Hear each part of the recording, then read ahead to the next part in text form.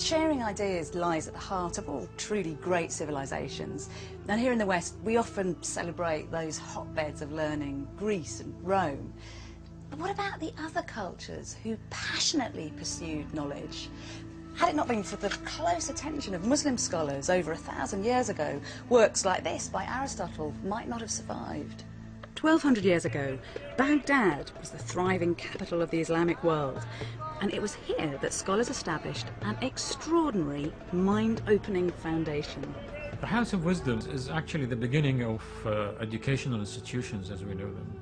The hub of people from all over the world converging, translating, writing, debating, discussions involving men, women, people of various faiths, because the object was to try to seek knowledge. And the impact of this belief in learning would be felt from the cradle upwards. At this time in Islamic societies, the school was the mosque, and by the 10th century, nearly every mosque had a school for the free education of both boys and girls. In time, the schools separated from the mosques and became institutions in their own right, but their availability to all remained the same. Do you know where in the world the first university was founded? UK, maybe? England? Somewhere in Europe. France or Italy? No idea.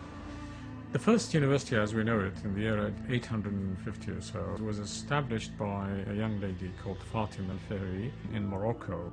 Her sister, she decided to build a big mosque, but Fatima decided to build a university.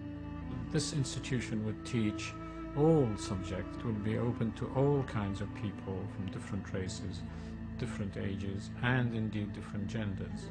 From the 8th century, Muslims began producing books because they knew how to make paper and they were encouraged to record their experiments. Scholars were paid in gold for every ancient text that they translated into Arabic, and thousands of libraries sprang up across the Muslim world. It was recognised that knowledge really is power, and that these ideas should be made accessible, and that they could and should be put to the service of society.